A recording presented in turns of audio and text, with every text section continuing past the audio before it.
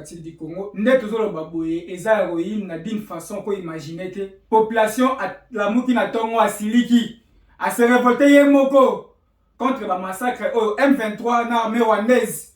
Ba ko sala biso ko boma biso tongo midi pourquoi cette fois-ci population yemoko a se décider à marambu na maboko yemoko. Alobi l'état que le gouvernement to ba konzamboka bazo la décision na yemoko a préféré quand même que à sa charge plutôt na le président Paul Kagame a kotinda toujours armée rwandaise ba ko massacrer biso na sol congolais na biso moko. Comme d'habitude, nous sommes toujours à l'est de mon pays, toujours, ça ne marche pas.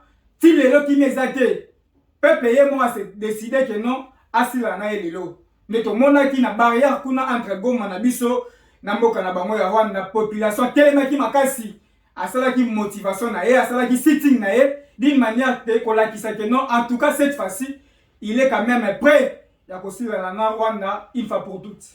Et sans vous mentir, en dehors de Moana, ton meilleur Hollandais souffre de ce lobby dans mon sous-sous, un méga qui suspect qu'on réplique contre l'armée rwandaise na M23.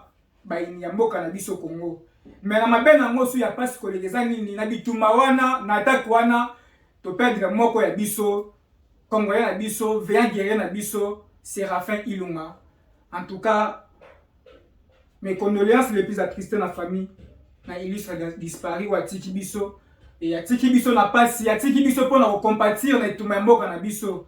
En tout cas, à côté de la semaine na tous les Congolais en boka na biso d'ici comme d'ailleurs te présenter ka mes condoléances na biso.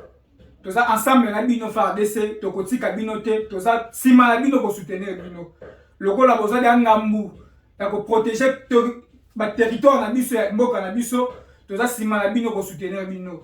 En dehors de ça, mes frères, comme d'habitude, si j'ai la bino et la rabino actualité de la semaine, le binango ministre na biso ya communication, Patrick Mouyaya, a tenaki point de presse. Na point de presse a tenaki, et ça va condamnation ya pesi, et ça que va suspendre tous les accords, il y a protocole, peut conclure la convention, il y a biso entre na Rwanda. On est allé malobaya porte-parole du gouvernement Patrick Mouyaya. Maintenant, Moupé a armé la biso FARDC, le général Chico. Alors, il peut dire américain peut recadrer quand même. Le porte-parole de la biso la communication Patrick Mouyaya dit que non, on ne demande pas un voleur, mais on exige à un voleur. A biso to senga na wana te ke yaka ndo za batino a biso ne faut pousser bango par violence nyonso parce que bango ba ko attaquer biso. Donc jamais répondre la bango qui ba ko sabat na bango awa. Alors bi na armée za la bango te za la so ko bras de fer, faut pas que ça s'appelle ni bras de fer. Et ça ne bon ya la soldat bi Patrick Mouyaya, il a défendu tant comme un civil, mais il y a un militaire. Militaire sont les bras de fer et ça négociation te. Négociation ya après. Mais bravo en tout cas coup de chapeau na yo na général Chico. Yo za veille guerrier mboka na biso oyo. Bozala ba ramo ba Mamadou Ndala ba général Mouza Mabe ba oyo surtout ba tika mboka na biso pour na défendre bango en tout cas général la bongo to besoin na bino en tout cas tu as toujours na problème ya est na est qui même les unités na est pas si ya makasi Kagame a imposé chambre basse na eke bitumbe ko bunda na RDC parce que mboka na ya muke wana ana place terre au sein la guerre. Ce qui guerre les Allemands, et ça les Allemands, en RDC, et là, Kagame a déclaré en Rwanda. Mais puis, ça peut te banga péter. Parce que d'abord, Rwanda, les Allemands, vous et moi, très bien. Et ça, moi, côté pas plus de 80 fois. Bah, la population, il y a 12 millions d'habitants. Mais puis, la population, il y a 15 millions qui chassent à Pamba. Et bon, c'est aussi comment mentir, donc, comme plus de 5 millions. Il y a un moment qui dit non, même à tel moment, même à tel moment, il y a une image, tu reconnais dans la Rwanda, tu récupères M23 dans ma boko. Parce que on va dire que non, on va dire affaire Rwanda, va changer, va tenir militaire dans bango. Pour nous faire ça, que non, on va aider en côté. Mais au fond, on va aider en haut. Il y a un moment qui dit doit déterminer. Comme na goma, il y a goma tracien, il y a aussi dans la Kagame. Parce que toi, c'est trop. Tu as un problème, na Rwanda, tu as un problème dans le monsieur Kagame, l'individu Kagame. waza moyini ya Congo pona nini nzambe apimela bango bozwi apesa biso bozwi yango bozwi na biso epesa epase koma tongo midi pokwa asala biso mabe toza lelo to négocier na Kagame te pona nga na idée na nga à mon humble avis moi Rwanda mboka na mukena to kwa nexa ngo lo province na biso ya Congo to kwa nexa yango lelo so to bito cha bras de fer na ye mo alingi même à 1 minute même à 2 secondes to kwa nexa Rwanda wana mais na kosenga bakonzi ya mboka toza na tente ya ko chambourer ya ko dorloter wana to na ta wana te parce que le temps est déjà passé makila etangi mingi makila etangi mingi chaque année des millions de Congolais bakufaka kaka eze sengote bango basala nini et cette fois-ci to lobi to ke na makambu tina suka soki ozala guerre froide to nimi ezala guerre froide soki ezala ndenge tu bakolinga to nimi to ke na système wana parce que Congo eza ya biso Congo mutu moko te ko imposer biso parce que au jour à présent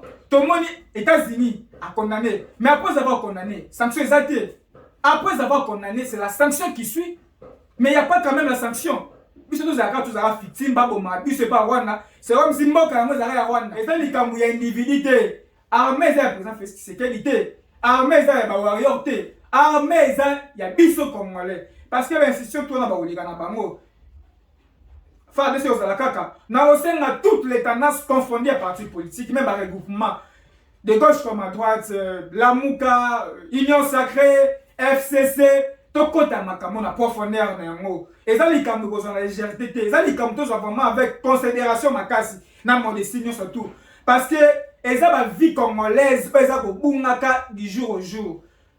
Constitution le bini dit que non, l'État congolais a censé protéger, ko sécuriser biso pe na bien na biso eza musa sengeli que l'état sala ya mwana mais au cas na minute je vous demande mes frères mes sœurs boza na bolingo boza na sympathie courtoisie générosité ya ko compatir quand même na armée to bunana bango elongo to soutenir bango sur tout le plan même ata basala nzambe na dit que bato bana bambongo ba moyen bazebele et sengeli peut to soutenir FARDC abunda pona yemoti abunda pona intérêt à Moka, intégrité territoriale. Oh mon Dieu, qu'on connaît le lobby. Alors c'est un soutien à biso fort sur tout le plan. Maintenant tout confondu. Tout soutenir FARDC. En tout cas, il y a les camarades belé, c'est notre défendre ma belle biso. Nous devons que c'est le pays que nous devons défendre. La RDC, la République démocratique du Congo, les bons pays. En dehors de ce pays, en dehors de cette patrie, nous n'avons pas une autre. Il est temps quand même que nous puissions quand même mobiliser nos sources, même nos énergies, tout ce qu'il faut pour soutenir le FARDC. FARDC armée OESA pour nous soutenir, pour protéger biso sur tout le plan, surtout la vie na biso, surtout la sécurité na biso c'est important.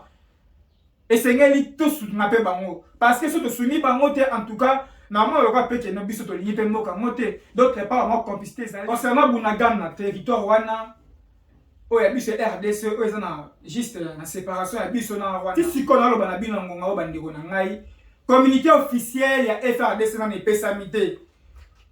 Et ça l'obama que FARDC a récupéré.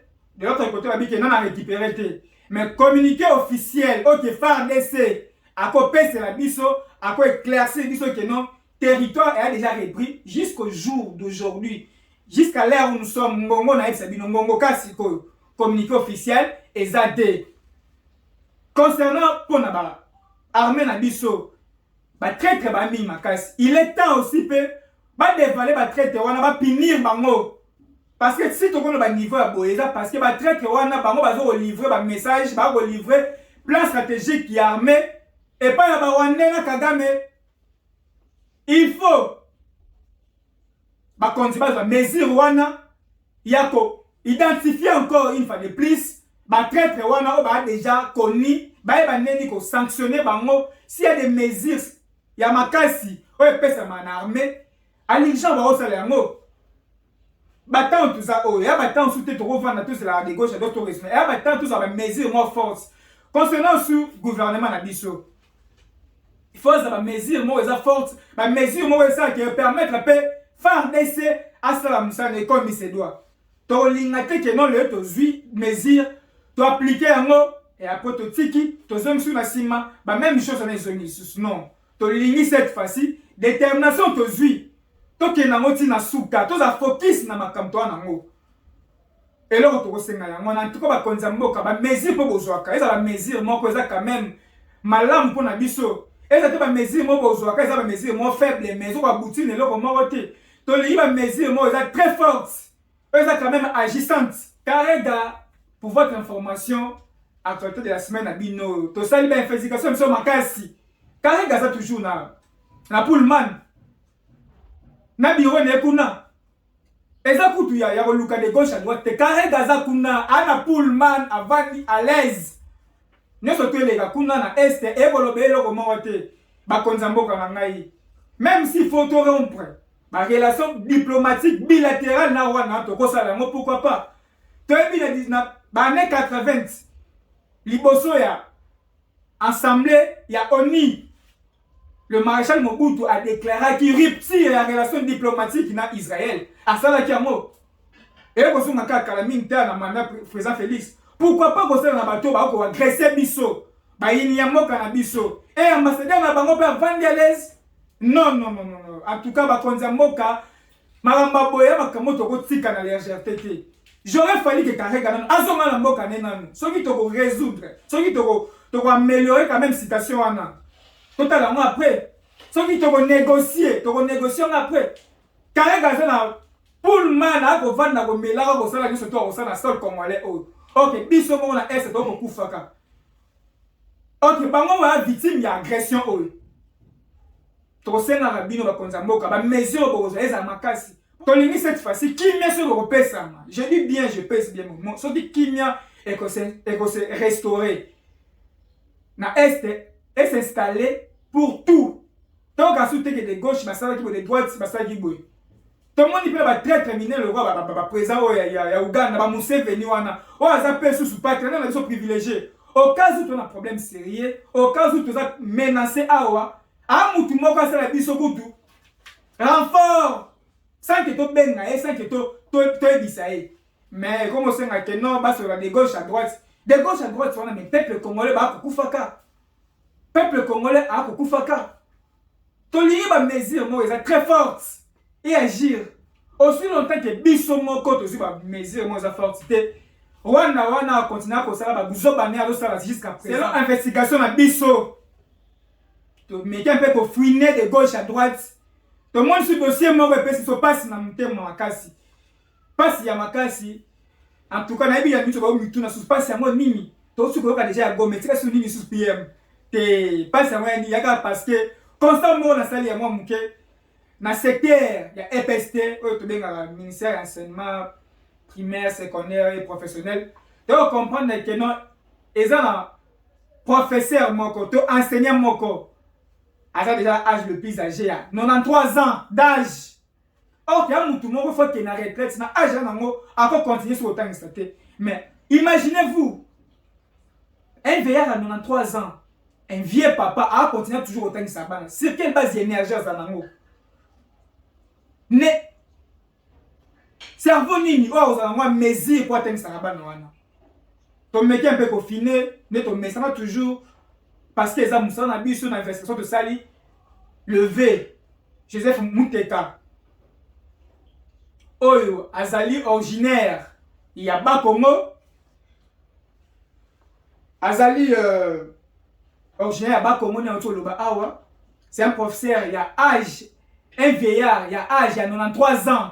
Oh, jusqu'à présent, il a toujours, qu'on continue toujours, qu'on tangisa. Qu'on tangisa, ban l'école primaire, mes frères, je sers. C'est qu'on a été même primaire. Aza originaire. Il y a secteur qui voulou. Le territoire où il y a Zali, il y a Banzamungu. Originaire, il y a Bakongo, Congo central actuel. Père de 12 enfants, 8 au bazar vivant. Aza Moutoumoko, où est le gouvernement binomo botali kamunaï. Parce que, naïbi qui à chaque fois, le ministre Tony Mwaba, chaque année, chaque temps, à l'Ongolaga, ces unités, à cause de la nouvelle unité. Il y a ancienne unité. Na Aja comme nous avons 3 ans, en tout cas, Konzambo Kabo soit soin naïe. Ah, tout le monde faut récompenser. S'il s'agit de vous couronner, parce que à inculquer sagesse, boania, intelligence, sagesse, connaissance, na ba congolais na ebité ba misuba so comme misuba ba konza mboka oh parce que na âge oza nango wana a l'expérience ya 65 ans ya métier oh a mérité une fleur. En tout cas le ministre Tony Mwaba vous appelez professeur dossier est dans secteur na yo ya likambo ko lesa misu te ya likambo ko se na de gauche à droite te so on a besoin de plus d'informations plus de ressources. En tout cas, actualité de la semaine, tu vas orienter comment on s'accrocher au naïe. En tout cas, Joseph Mutekala, Kaka, comme on est wana, aza originaire ya Bas Congo, territoire. On a autre ça nous tout à l'heure. Ya Kivulu. Le secteur ya Banzangum. Père de 12 enfants, na bandeli sous père de 12 enfants, 8 baza vivants. À 65 ans, il y a carrière professionnelle et enseignement. Âge na eza 93 ans. Aza mutu moko te sengeli atangisa lisusu. Pona âge wana, un enseignant tanga apesa matière na ifa telema, akoma tableau plutôt, akotambola ko expliquer bana. Mais na âge oya komi na en tout cas, c'est vraiment impossible. En tout cas, le chef de l'État instruire premier ministre ne pas instruire ministre naye le secteur Tony Mwaba maître Tony Mwaba le procès Tony Mwaba likambo dans secteur nayo ba congolais ba besoin peu au réagir parce que dans secteur nayo to linga le jour présent tous au courant que appel na biso oyo aussi yango à guerre pe exécuter en tout cas à côté de la semaine il y a mon bino lelo et s'appelle la bino ming na ebi ke bozaki tellement ébélé comme d'habitude tellement ébélé bozela kaka MSF nous PM après ça nous toujours actualité to no repesa bino matin midi soir en tout cas na komi na suka ya actualité de la semaine na bino mon lelo en tout cas là on a kosenga na bino belo moko. Et ça a soutien sur tout le plan. Sur tous les plans. Tous la soutien à bras ouverts. En tout cas, boter la biso régulièrement. La chaîne Nabino, les hommes du TV. Vous s'abonnez massivement à yango. Et la même émission Nabino Bolinga Makasi, actualité de la semaine. Bon, continuez toujours pour la yango. Et nous sommes dans Nabino toujours. Si la réaction Nabino Rosala. Beaucoup mais la biso tozawana tokoyoka bino parce que la disposition à bino au cas où monique na gauche à droite et ça ne va pas beaucoup mais la biso toko répondre à bino tozana la disposition à bino mais ngana bino tango na lobiawa tango ngai na lobiawa tangi comment mutu tango na lobiawa na fini mutu no ne mo